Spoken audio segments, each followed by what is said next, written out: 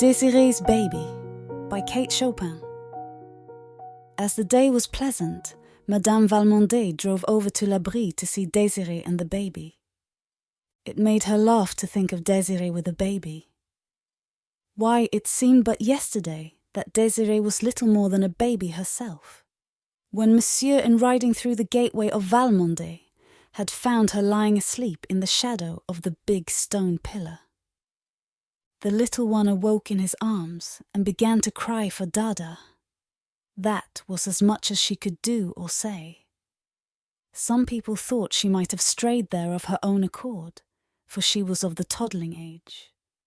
The prevailing belief was that she had been purposely left by a party of Texans, whose canvas-covered wagon, late in the day, had crossed the ferry that Coton Maïs kept, just below the plantation. In time, Madame Valmondé abandoned every speculation, but the one that Désirée had been sent to her by a beneficent providence to be the child of her affection, seeing that she was without child of the flesh. For the girl grew to be beautiful and gentle, affectionate and sincere, the idol of Valmondé. It was no wonder when she stood one day against the stone pillar in whose shadow she had lain asleep 18 years before, that Armand Aubigny, riding by and seeing her there, had fallen in love with her. That was the way all the Aubigny fell in love, as if struck by a pistol shot. The wonder was that he had not loved her before, for he had known her since his father brought him home from Paris, a boy of 8, after his mother died there.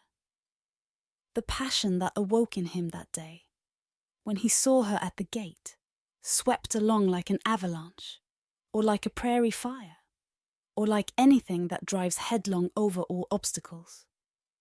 Monsieur Valmondé grew practical and wanted things well considered. That is, the girl's obscure origin. Armand looked into her eyes and did not care. He was reminded that she was nameless. What did it matter about a name when he could give her one of the oldest and proudest in Louisiana? He ordered the corbeille from Paris and contained himself with what patience he could until it arrived. Then they were married. Madame Valmondé had not seen Désirée and the baby for 4 weeks. When she reached L'Abri, she shuddered at the first sight of it, as she always did. It was a sad-looking place, which for many years had not known the gentle presence of a mistress, old Monsieur Aubigny, having married and buried his wife in France, and she having loved her own land too well ever to leave it. The roof came down steep and black like a cowl, reaching out beyond the wide galleries that encircled the yellow stuccoed house. Big, solemn oaks grew close to it, and their thick-leaved, far-reaching branches shadowed it like a pall. Young Aubigny's rule was a strict one too, and under it his Negroes had forgotten how to be gay, as they had been during the old master's easy-going and indulgent lifetime. The young mother was recovering slowly and lay full length in her soft white muslins and laces upon a couch. The baby was beside her, upon her arm, where he had fallen asleep at her breast. The yellow nursewoman sat beside a window fanning herself. Madame Valmondé bent her portly figure over Désirée and kissed her, holding her an instant tenderly in her arms. Then she turned to the child. "This is not the baby!" she exclaimed in startled tones. French was the language spoken at Valmondé in those days. "I knew you would be astonished," laughed Désirée, "at the way he has grown. The little cochon de lait. Look at his legs, Mamma, and his hands and fingernails, real fingernails. Zandrine had to cut them this morning. Isn't it true, Zandrine?" The woman bowed her turbaned head majestically. "Mais si, madame." "And the way he cries," went on Désirée, "is deafening. Armand heard him the other day as far away as La Blanche's cabin." Madame Valmondé had never removed her eyes from the child. She lifted it and walked with it over to the window that was lightest. She scanned the baby narrowly, then looked as searchingly at Zandrine, whose face was turned to gaze across the fields. "Yes, the child has grown, has changed," said Madame Valmondé slowly, as she replaced it beside its mother. "What does Armand say?" Désirée's face became suffused with a glow that was happiness itself. "Oh, Armand is the proudest father in the parish, I believe, chiefly because it is a boy to bear his name, though he says not. That he would have loved a girl as well. But I know it isn't true. I know he says that to please me. And Mamma," she added, drawing Madame Valmondé's head down to her and speaking in a whisper, "he hasn't punished one of them, not one of them, since baby is born. Even Négrillon, who pretended to have burnt his leg that he might rest from work. He only laughed and said Négrillon was a great scamp. Oh, Mamma, I'm so happy. It frightens me." What Désirée said was true. Marriage, and later the birth of his son, had softened Armand Aubigny's imperious and exacting nature greatly. This was what made the gentle Désirée so happy, for she loved him desperately. When he frowned, she trembled, but loved him. When he smiled, she asked no greater blessing of God. But Armand's dark, handsome face had not often been disfigured by frowns since the day he fell in love with her. When the baby was about 3 months old, Désirée awoke one day to the conviction that there was something in the air menacing her peace. It was at first too subtle to grasp. It had only been a disquieting suggestion, an air of mystery among the blacks, unexpected visits from far-off neighbours who could hardly account for their coming. Then a strange, an awful change in her husband's manner, which she dared not ask him to explain. When he spoke to her, it was with averted eyes, from which the old lovelight seemed to have gone out. He absented himself from home, and when there, avoided her presence and that of her child without excuse. And the very spirit of Satan seemed suddenly to take hold of him in his dealings with the slaves. Désirée was miserable enough to die.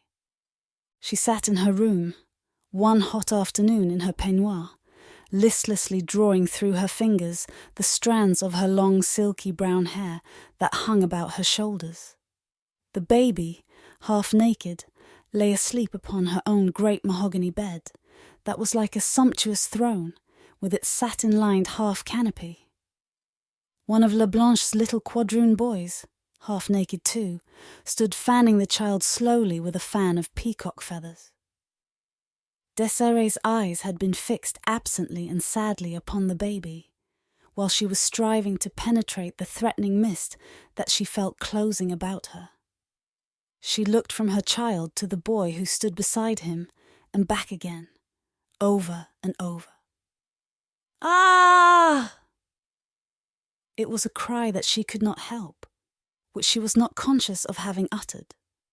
The blood turned like ice in her veins, and a clammy moisture gathered upon her face. She tried to speak to the little quadroon boy, but no sound would come at first. When he heard his name uttered, he looked up, and his mistress was pointing to the door. He laid aside the great soft fan, and obediently stole away, over the polished floor, on his bare tiptoes.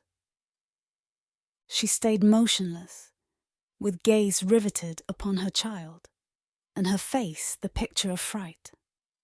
Presently her husband entered the room, and without noticing her, went to a table and began to search among some papers which covered it. "Armand!" she called to him, in a voice which must have stabbed him if he was human. But he did not notice. "Armand!" she said again.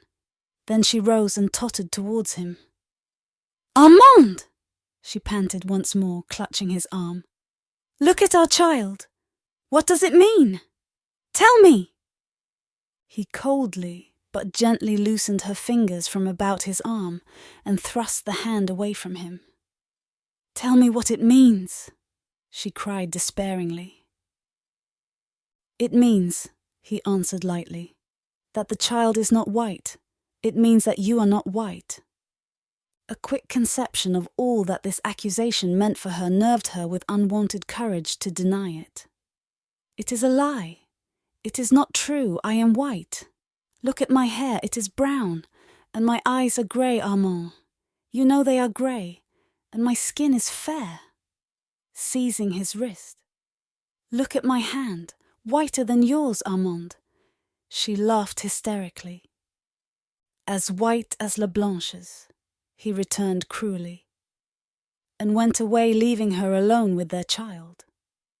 When she could hold a pen in her hand, she sent a despairing letter to Madame Valmondé. "My mother, they tell me I am not white. Armand has told me I am not white. For God's sake, tell them it is not true. You must know it is not true. I shall die. I must die. I cannot be so unhappy and live." The answer that came was brief. "My own Désirée, come home to Valmondé. Back to your mother who loves you. Come with your child." When the letter reached Désirée, she went with it to her husband's study, and laid it open upon the desk before which he sat. She was like a stone image, silent, white, motionless after she placed it there. In silence he ran his cold eyes over the written words. He said nothing. "Shall I go, Armand?" she asked in tones sharp with agonized suspense. "Yes, go." "Do you want me to go?" "Yes, I want you to go." He thought Almighty God had dealt cruelly and unjustly with him, and felt somehow that he was paying him back in kind when he stabbed thus into his wife's soul. Moreover, he no longer loved her, because of the unconscious injury she had brought upon his home and his name. She turned away like one stunned by a blow, and walked slowly towards the door, hoping he would call her back. "Goodbye, Armand," she moaned. He did not answer her. That was his last blow at fate. Désirée went in search of her child. Zandrine was pacing the sombre gallery with it. She took the little one from the nurse's arms with no word of explanation, and descending the steps, walked away under the live oak branches. It was an October afternoon. The sun was just sinking. Out in the still fields, the Negroes were picking cotton. Désirée had not changed the thin white garment, nor the slippers which she wore. Her hair was uncovered, and the sun's rays brought a golden gleam from its brown meshes. She did not take the broad, beaten road which led to the far-off plantation of Valmondé. She walked across a deserted field, where the stubble bruised her tender feet, so delicately shod, and tore her thin gown to shreds. She disappeared among the reeds and willows that grew thick along the banks of the deep, sluggish bayou. And she did not come back again. Some weeks later, there was a curious scene enacted at L'Abri. In the centre of the smoothly swept backyard was a great bonfire. Armand Aubigny sat in the wide hallway that commanded a view of the spectacle, and it was he who dealt out to a half-dozen Negroes the material which kept this fire ablaze. A graceful cradle of willow with all its dainty furbishings was laid upon the pyre, which had already been fed with the richness of a priceless layette. Then there were silk gowns, and velvet and satin ones added to these, laces too and embroideries, bonnets and gloves, for the corbeille had been of rare quality. The last thing to go was a tiny bundle of letters, innocent little scribblings that Désirée had sent to him during the days of their espousal. There was the remnant of one back in the drawer from which he took them. But it was not Désirée's. It was part of an old letter from his mother to his father. He read it. She was thanking God for the blessing of her husband's love. But above all, she wrote, night and day, I thank the good God for having so arranged our lives that our dear Armand will never know that his mother, who adores him, belongs to the race that is cursed with the brand of slavery.